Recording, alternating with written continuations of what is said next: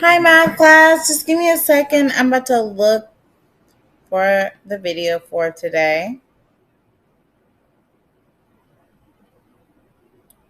I mean, not the video. Slides for the day.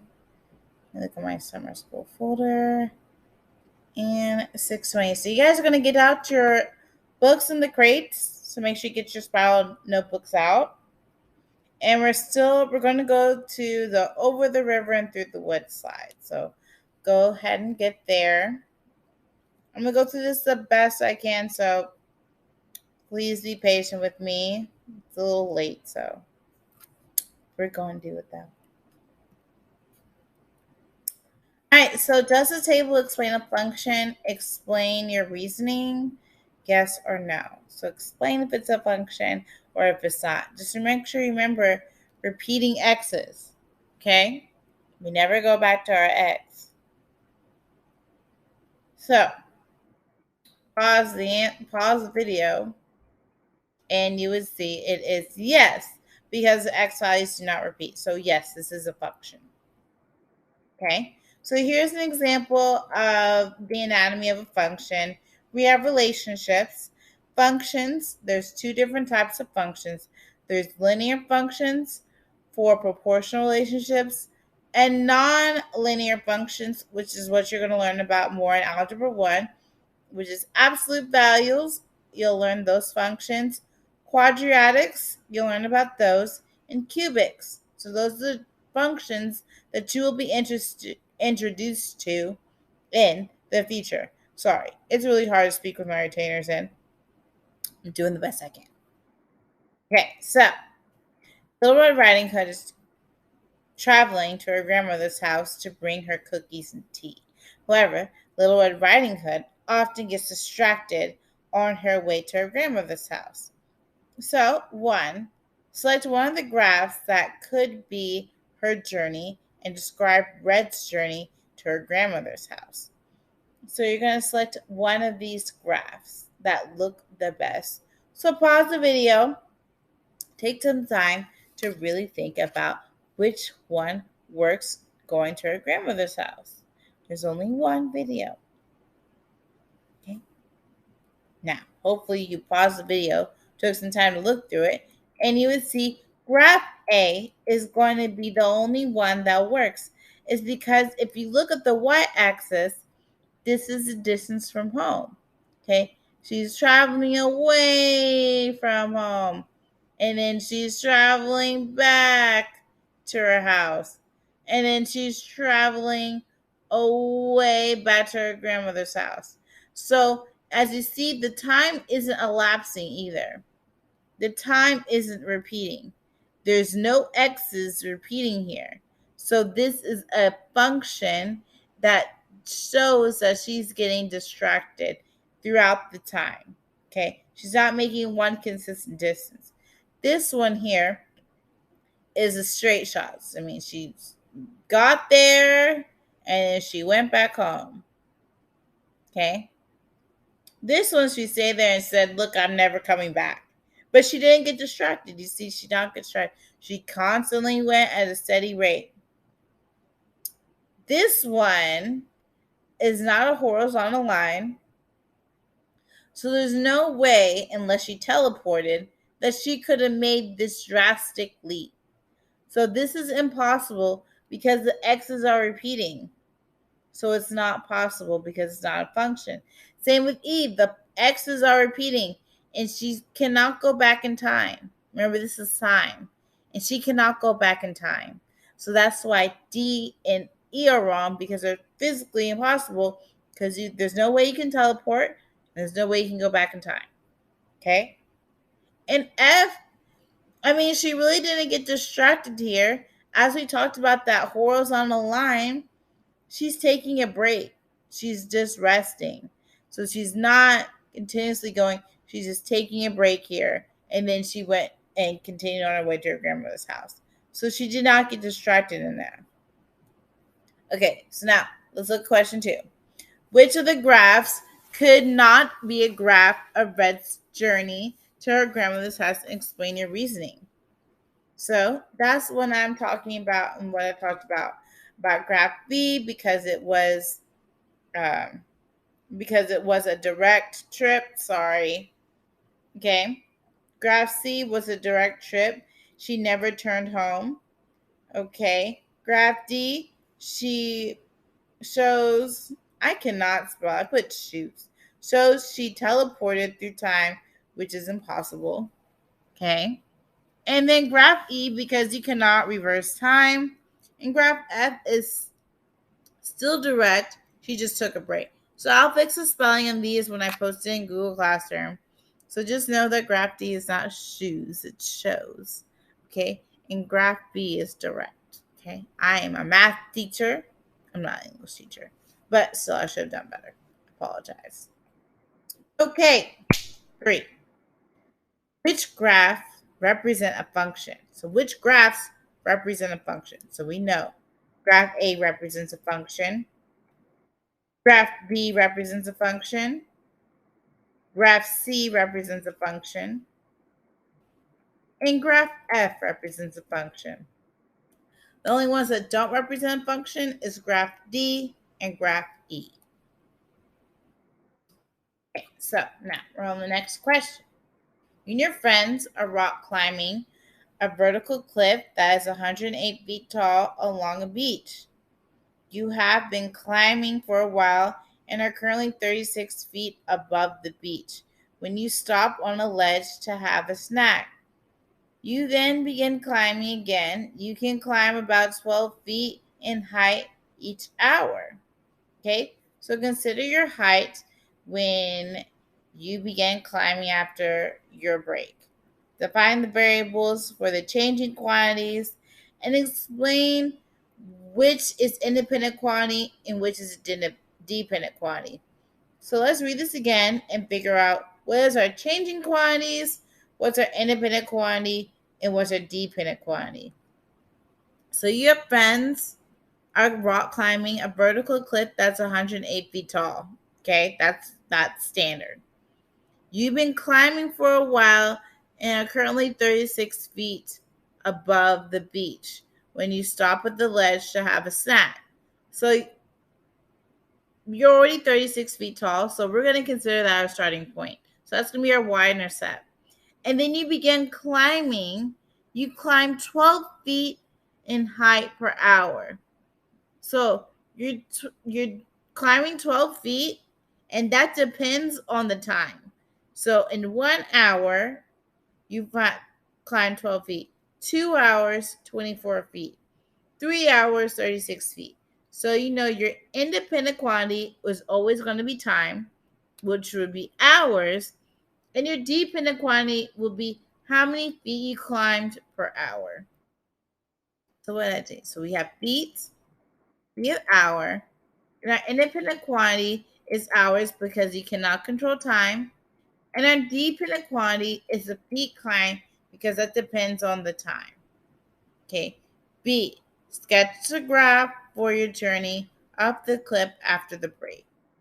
So it's going to look like that. It's just a straight line up 36 feet. Then she took a break. Then after that, she continued 12 feet per hour. So that's what you're going to sketch your graph to look like. Okay, next. If you need more time, feel free to pause it.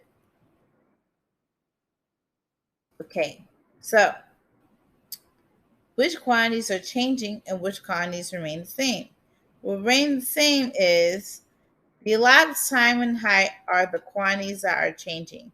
So the time, the 1 hour, 12 feet, 2 hours, 24 feet, 3 hours, 36 feet, those are changing because of the elapsed time that keeps going by. We can't pause time, unfortunately. The pace, climbing, and the starting height are the quantities that remain the same. So the pace she's climbing and how tall that the cliff she's climbing remains the same. She's going at a steady pace, which is 12 feet per hour, and no matter what, she's climbing a 108 feet tall cliff. Now we're going to write an equation for the dependent quantity as a function of the independent quantity. And it looks like this. We have the height, which was going to be 108, but we're just not going to put that there. We know her rate is 12 feet per hour. Sorry. I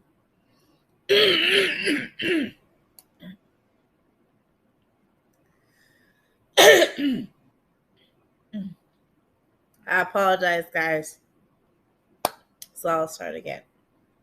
We know that she's climbing 12 feet an hour. And she's starting from her break, which is 36 feet above sea level. So she started at 36 feet. And after that, we can measure her 12 feet per hour time. Okay? So that's what the equation looks like. Okay, so now we're going to create a graph that represents the situation. Label your axes appropriately. So that's going to look like this. We see we have our starting point, which is 36 feet. And then we're going 12 feet per hour. And it's going to continue on like this. So in 2 hours, you will have done 60 feet. And then here's another pretty point here, which is 7 hours. She would have done 120 feet. So look for those pretty points and draw your lines. And as you see, I've labeled my axes appropriately. We have height in feet, which is on the Y. And remember, time is always independent, so it's going to be on the X. Now we're going to do something a little bit new. Now, if you were at West Junior High this past school year, we've touched base with domain and range. But if you haven't, we're going to talk about it today. Okay, this is a really big Algebra 1 skill. So, domain and range. The domain is going to be your x-axis. That's the starting point and the ending point that is chosen on the x-axis. And your range is the same, but for your y-axis. The starting point and the ending point of your y-axis. So for domain, all real numbers are included between 0 and 6. And the reason why it's 0 and 6 is because 108 is right here. Okay? So I know it shows this line continuing, but stop. 108 is right here, and I'm going to use my Epic pen here. 108 is right here, so that's where we're going to stop here, because that's 108. I'm going to draw a line. 108. And don't mind my handwriting, guys. I'm doing the best. I don't have my mouse with me. I just have the trackpad, which is not my favorite. Okay? The range is the same, but from the y-axis. So we're starting at 36, but then on the range, we stop at 108. Okay? And that's what it shows here. So make sure you write that down. Does the situation represent the function? Explain why. And yes, relationship is a function. For each value of time, there can be one and only one height.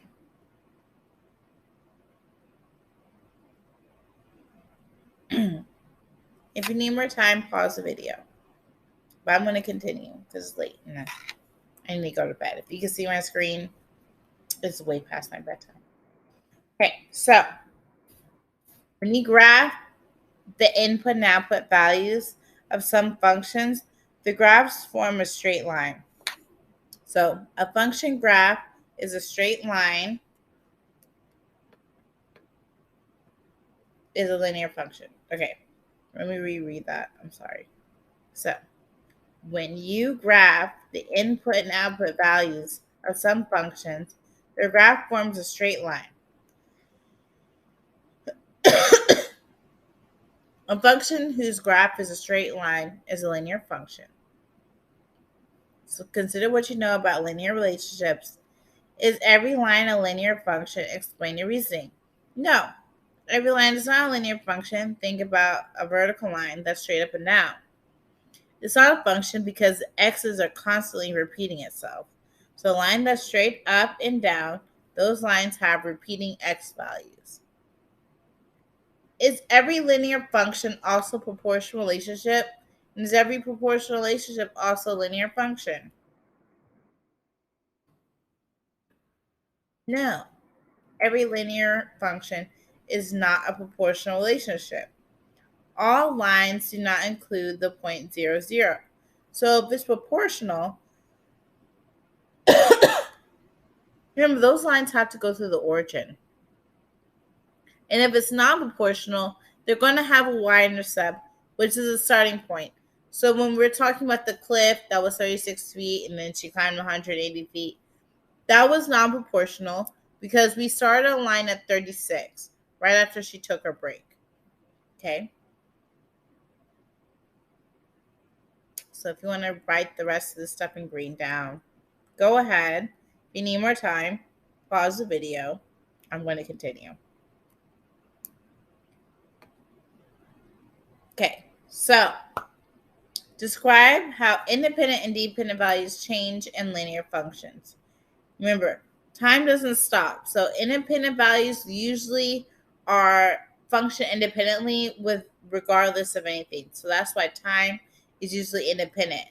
And things like money or feet climbed or anything like that, those are usually dependent on the time, okay?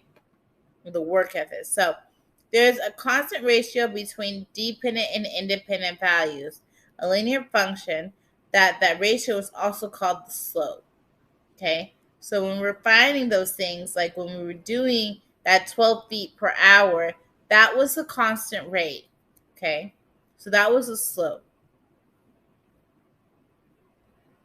Okay. So now we're going to write an equation of a linear function with the slope is in, the initial value b, independent quantity, and x, and the dependent quantity y. This is really confusing. Just the equation y equals mx plus b. That's all they want you to write. The slope equation. Y equals mx plus b. Y is the output. M is the slope, which is the constant rate of change. X is the input. And then b is the starting point, which is the y-intercept. Okay, so Lynn is tracking her progress of her plant growth. Today, the plant is 5 centimeters high. So right there, that's my starting point. So I know that's going to be my B. That's going to be my y-intercept. And the plant is growing 1.5 centimeters per day. Write an equation that relates to H, the height of the plant after D days. So we know 5 centimeters high is our y-intercept. And 1.5 centimeters per day is going to be our slope. Okay? So that's how we would write our equation.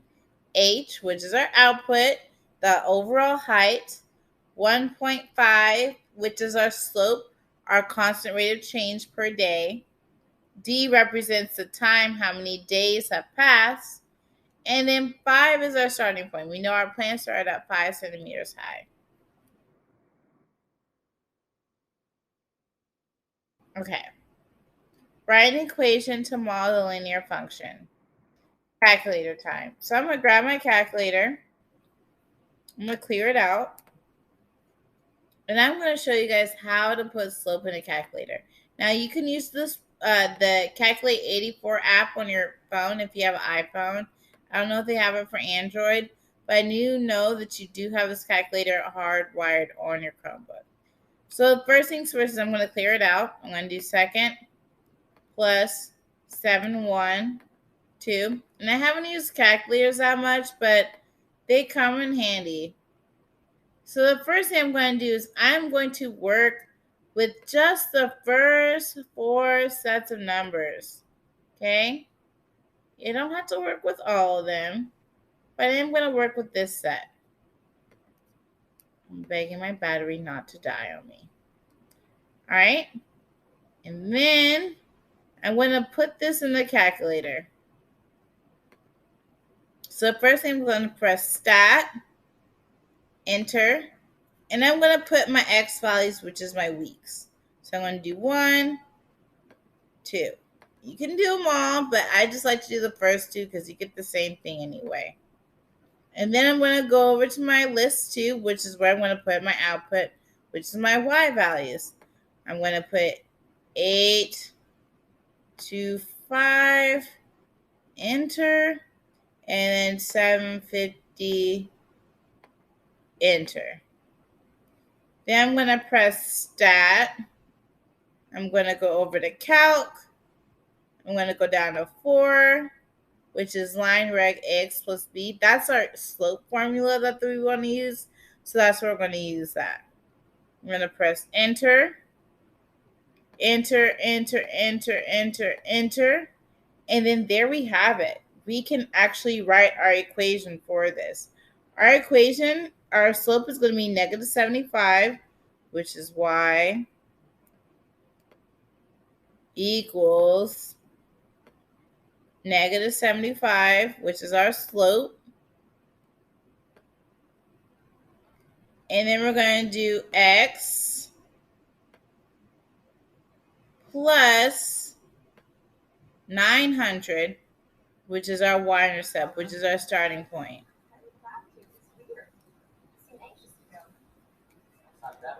My TV is acting crazy.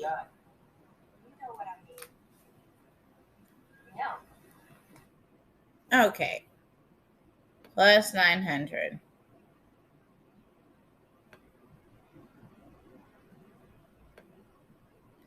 And that's going to be our equation. Okay. So if you want to rewind this video and watch it again, feel free to. Who might stop you? So that's how you would find slope in a calculator. Okay. I'm going to trash all this, close my eye, minimize my calculator. And as you see, that was the slope indeed. I just situate it, but it's the same equation. Okay, so now I'm going to write the equation from the model of linear. So here, what I can see is that my starting point is going to be 16 here. And then you just have to do rise over run. So you just have to see how much it's going up by. So we know 2, 4, 6, 8, 10, 12, 14, 16. And this is going to be 18. So now I'm rising 2, and I'm running, how many? 5, 10, 15, 20, 20. So I rose 2 and ran 20. So if I simplify this, my slope would be 1 over 10. So then I can write my equation. Y equals 1 over 10x. And I'm going over this a little bit faster because I've gone over slope in class. So if I'm going too fast, please rewind this video. That's going to be our slope. And then our starting point is 16 plus 16. And that is what your equation is going to look like. I turned it into a decimal here, but if you guys know, 1/10 is the same thing as 0.1. Okay, if you're not sure, divide 1 by 10 and then we get 0.1. Okay, I am going to erase all this and move on to the next one. So, when you graph the input and output values of some functions, the graph forms a straight line. A function whose graph is a straight line is a linear function. Write an equation to model each linear function. Okay. So, whoopsie. D. So we're just going to skip right to D. I know we skipped A, B, C. If I skip some questions, I'm sorry. I just didn't like how they were worded. So I'm just doing the most relevant information. Okay, so D. Write an equation that relates to Y, a dependent quantity, and X independent quantity. if the slope is 2/3 and the y-intercept is -7. So you would just write your equation as y equals 2/3 x minus 7.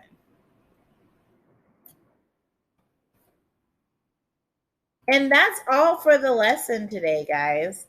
I hope this helps. I'll be posting new videos every day until the 23rd. If you have any questions, please email me or just talk to Miss Bennett, your sub. I work with Miss Bennett, so she could just email me as well. All right. Hope you guys enjoyed the video and learned something and make me proud and do a good job. I know you will. Y'all are a good class. Y'all are good kids. All right. Bye, guys.